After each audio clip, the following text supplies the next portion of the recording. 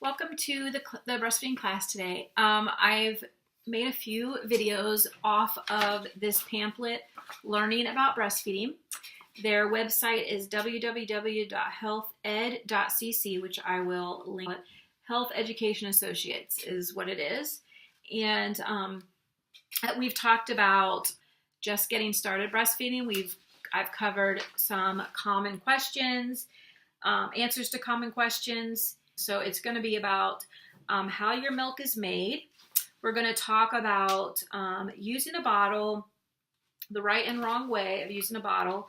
We're going to talk about your diet, and we're going to talk a little bit about what you should do if you have a problem or question about breastfeeding. And then I believe inside we're going to be talking about how to put the baby to the breast. So a little bit about nipple protection, I guess. So the first thing we're going to talk about is how milk is made. So basically, you get this sort of picture of a breast. And if you ever think of like a cluster of grapes, that gives you a good idea of what your breast looks like on the inside.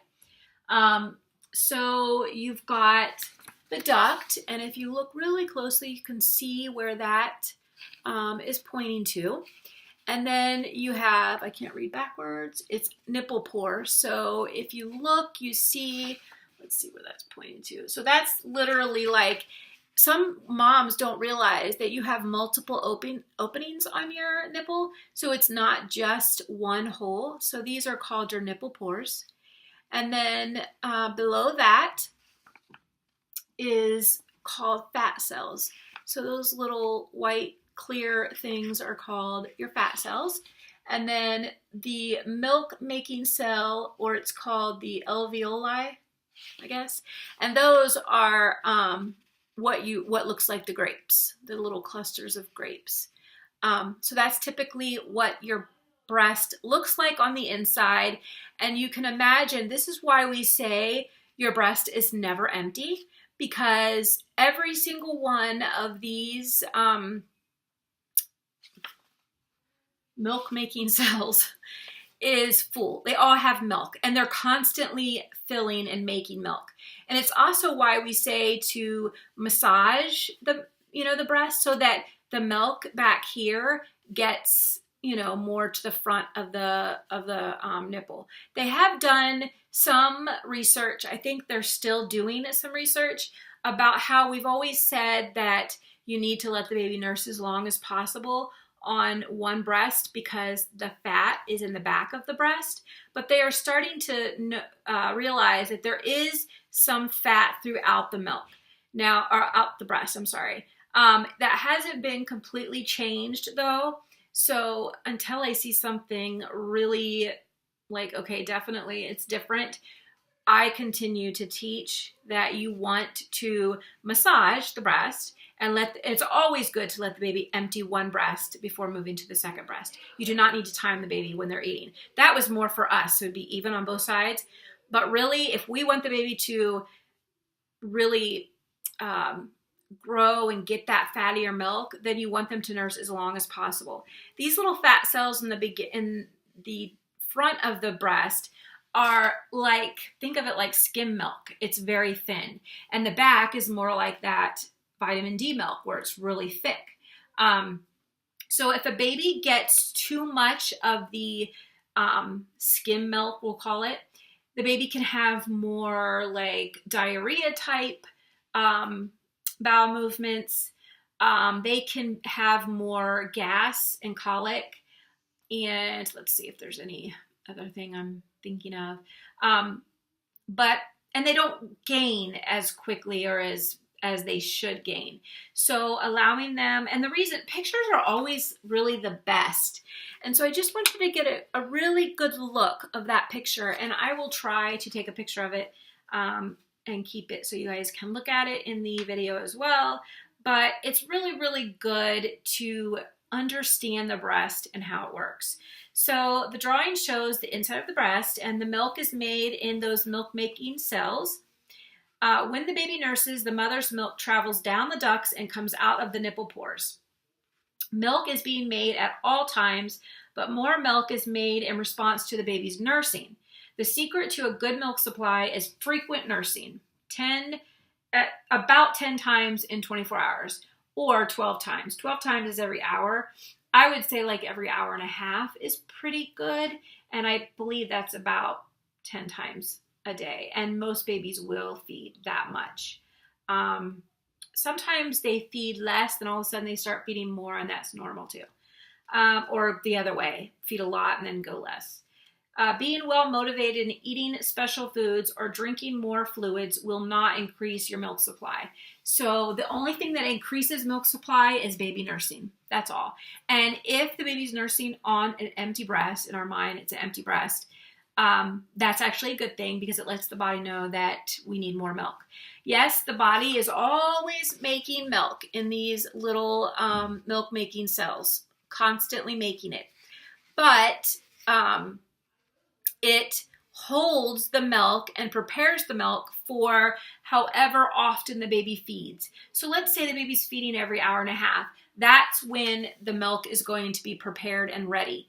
Sometimes if you're pumping and you are pumping at an odd time that you didn't normally breastfeed, you won't get much milk out. Sometimes you don't get very much milk out when it is a feed. And that's because the hormones don't release that milk as well because you're not feeling the same as when your baby sucks on the breast. And a baby also gets a lot more of the milk out than a pump does. So basically it fills up in those clusters and it comes out through the pore or through the ducts and then goes out through the pores. And that's why if you spray, sometimes you see like a bunch of different little sprays, spraying out different directions. So just knowing that having that idea of what your breast looks like on the inside is really good. It makes things a lot easier. I'm trying to see.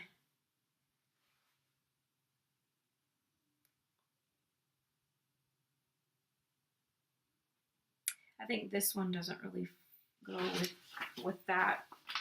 It goes with another subject. What I was just reading, it was talking more about work. Okay, so how a baby latches on the nipple is also really important. Sore nipples do not come from nursing too long. Sore nipples come when a baby latches on wrong. And so you want to make sure that baby is latching correctly. We're going to look at this drawing to the right, and you can see the baby's mouth is wide open and full of the breast, and the baby's chin is firmly against the breast. When you nurse your baby the right way, they open their mouth very wide, and the mouth compresses the darker skin around the nipple.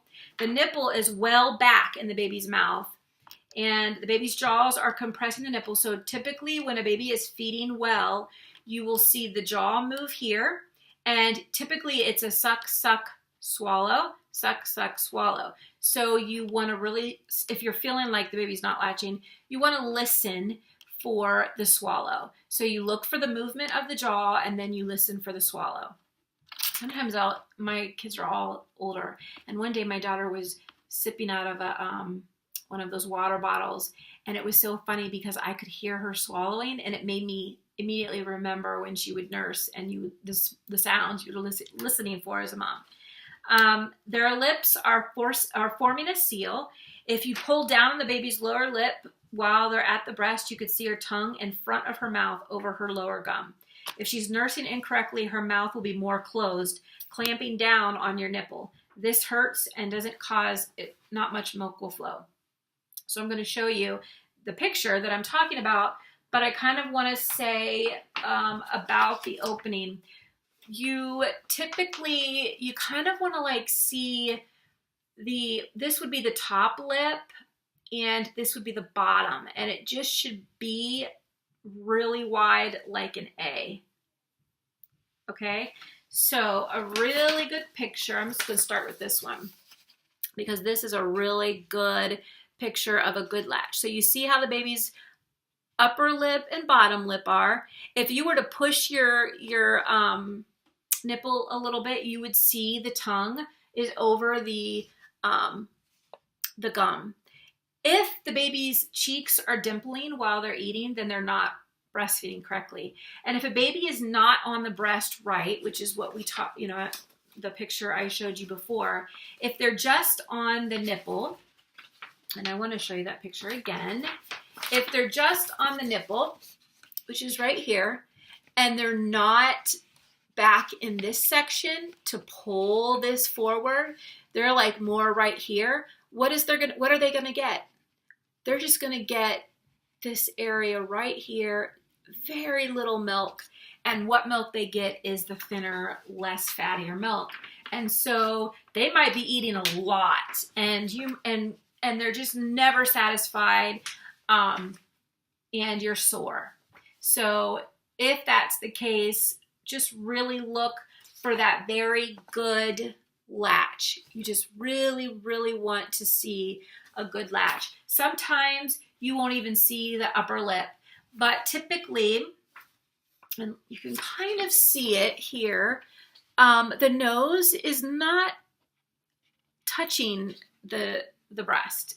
There's usually a little slight opening where the nose is towards the breast. And if you're bigger breasted, we recommend that you put a mirror on one side and breastfeed. You'll be able to see the baby better if you're larger breasted, and you won't worry as much that your breast is smothering them. Or you can also put them up on a table and feed them that way. And I do have a video about tips that you can check out on that one. So this one is basically showing you how to put the baby to the breast. So just kind of want to like give you a picture here. This is a cradle hold, just kind of like the normal. All of these look like the cradle hold, just a normal baby hold. It could be, you can do cross cradle as well. And most of them look like it's just the regular cradle. But think of it like this. Their belly should be facing your belly, literally. So you don't want them to have to turn their head to eat. Their nose and mouth should be in line with the nipple. And I'm trying to see if they show one, but definitely you don't want them turning this way to eat. You want them to be facing their belly, touching your belly. That's just a good way to explain it and a good way for you to visually understand it. Once they're latched, their mouth is open good. So number one is hold your baby close to you with their chest and their stomach turned towards your chest and stomach. Line up her nose with your nipple. Move her away a little to encourage a wide mouth. Wait for the baby to open their mouth wide, and then you're going to put your breast in. Trying to get a good hold where one arm holds the baby, the other arm is free to adjust your breast. You can squeeze just the darker skin around the nipple so that the baby gets as much of that in their mouth as possible. And sometimes it's just like this really quick, like, oh, their mouth is open really fast. You gotta like quickly put your breast into the nipple into their mouth. It's like a little game you have to play. It gets easier as time goes. The baby will know what to do. But in the beginning, you have to make sure that baby's mouth is open really wide. And a lot of times they'll open it really wide, and then just as you go to put it in, they slowly, like they just grab the nipple. So you want to release it. You're going to use your pinky to break the suction. You're going to push down and take your nipple out. And then you're going to try again. And you're going to keep doing it until the baby gets a full hold on that breast. Some babies are really little, and it's almost like you can't avoid sore nipples because their mouth is just so small. But trying as much as you can to get as much of that dark skin as possible into their mouth. Number two is you may decide to support your breast. Be sure your hand is far back from the areola. Don't direct the breast into the baby's mouth. Your hand will make the shape of the letter C. So think of it like, because you're going to do it, you're going to kind of like hold this way or hold like this, depending on which way where you have the baby. Now, if I were to come to you, I would be doing a U hole, but that's only because I'm facing you. But think of it like this. If you're not pressing a C, think of it like eating a sandwich. You press down and you bite, but you couldn't do it this way. You couldn't get your mouth over. So you got to make sure that the breast is in a position like this to the baby so the baby can grab onto it, not where the baby is trying to grab on this way.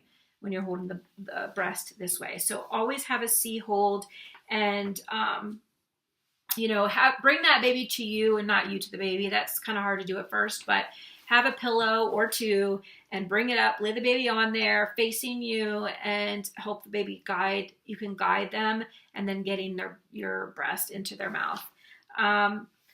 Number 3 is pull your baby's body in towards you. Let her wide open mouth latch onto the darker skin. If you let her suck on just the end of the nipple, it can hurt. If it hurts, put your finger into the corner of your baby's mouth to stop the nursing and latch on again. Nurse until your baby lets go on their own. See if your baby needs to burp. You don't always have to overly worry about burping when you nurse. That's one nice thing.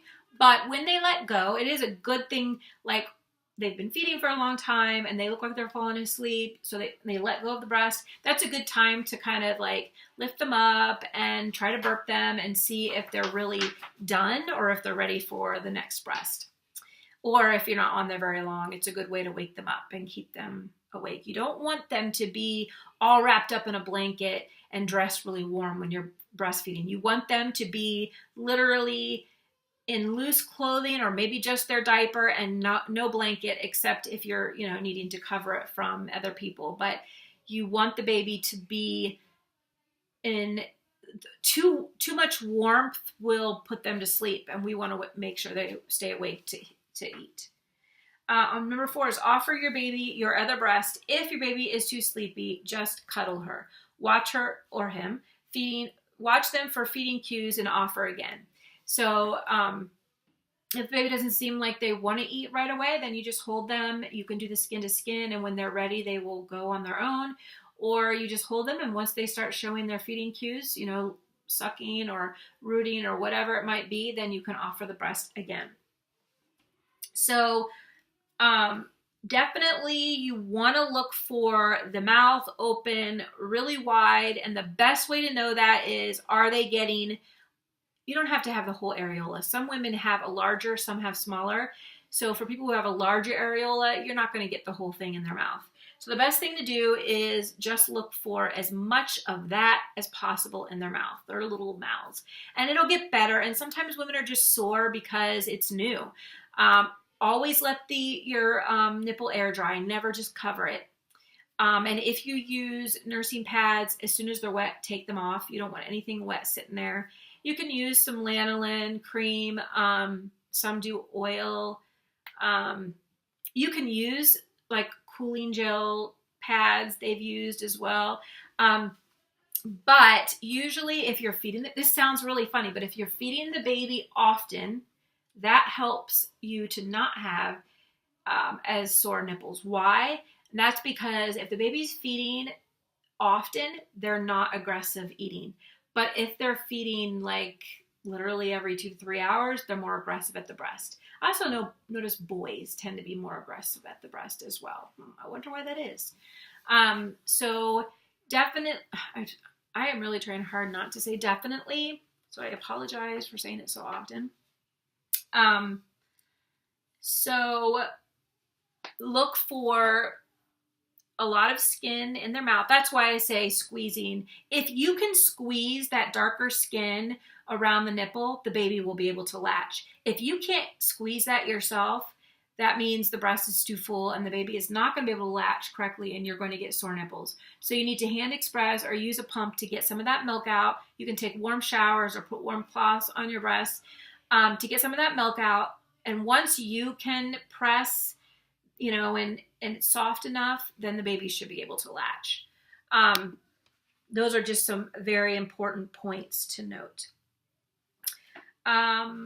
And let's see, this is more of an actual picture of a nipple.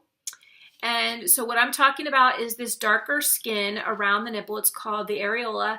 Some women have smaller, like this, and other women have larger. A woman that has this smaller, the baby probably will get that all in their mouth. But if you have a larger, then you're not going to get all of the areola. So you're going to see the nipple, and the Montgomery glands are the little bumps around the nipple.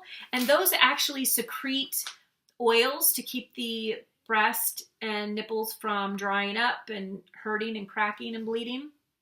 They also are the baby sucks and the saliva from the baby goes into those Montgomery glands, and your body reads the saliva, and that's how they decide what your baby needs in the milk. So if your baby is exposed to some type of virus and you have an antibody against it, your body will produce it and make sure at the next feeding that baby has it. It is amazing how that works. But those little bumps actually are really, really important for the baby and for you, because it helps protect your nipple and that area from becoming too raw or sore. And if you have even the slightest amount of pain, definitely please, please, please see somebody. Get that help right away.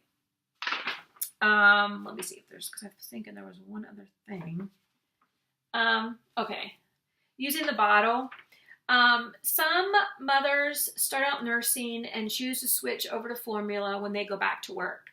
Some will keep nursing in the morning and at night, but when they're at work, they have the caregiver give the bottles of formula, which is one of the things I used to do. Some mothers want their babies to get bottles of breast milk, so they pump, and that's what I did with my fourth baby. And some mothers continue to nurse and take their babies with them when they go out, so just depending. So using a bottle, there's a right and a wrong way to use a bottle. Wait until breastfeeding is well established before introducing a bottle. So you want to wait about 4 weeks before you introduce a bottle. If a family member wants to feed the baby, you can use like little medicine droppers and stuff, because actually the baby doesn't take much more than what a medicine dropper can hold. So using something like that, if the baby seems to be okay with breastfeeding, you could use the bottle sooner, but it just helps keep the baby from being confused. The right way. You know you have enough milk. You are just teaching the baby to take the bottle so you can be away from your baby when you need to. Keep nursing when you're at home. So nursing the baby the right way with a bottle. I will try to link that below. I'm gonna have to remember all these things I need to link. But I do have another video about it, about the proper way to bottle feed. Especially when you're breastfeeding, because it's a good transition, and it's kind of new, where you just have the nipple of the bottle that tip has milk, and the baby kind of has to suck the same way on the breast. It's not like this where the baby's just getting all this milk. It comes slowly, and the baby has to suck to get it, and they can actually stop and breathe and smile and talk, and they start sucking again. So there is a proper way and good videos to watch, and I do have a video and a link of a video of a baby doing that. So that is the right way to bottle feed. The wrong way to bottle feed, and this is a little bit different. It says you're afraid you don't have enough milk. You think I better give her a bottle to fill her up. A bottle will make her go longer between feeds. Women use bottles because they lack confidence in their milk supply. Don't nurse very long. 1 bottle leads to 2, then 3. Within a couple weeks, breastfeeding is over. Basically, we doubt ourselves and we start to give those bottles. The body does not know that the baby had a bottle. And so if the baby does not empty the breast, the body thinks it did not make enough. So here's a scenario. Your baby's going through a growth spurt and they want more milk. And let's say your body at this point is making 1.5 ounces and the baby needs 2 ounces. So you're putting the baby there and they're feeding and they're still hungry after the breast is empty. You put them to the other side and you do the same and you do the same. And you know they're sucking on an empty breast and they're hungry and they want more. Then you decide to go get a bottle just to top them off because they want more.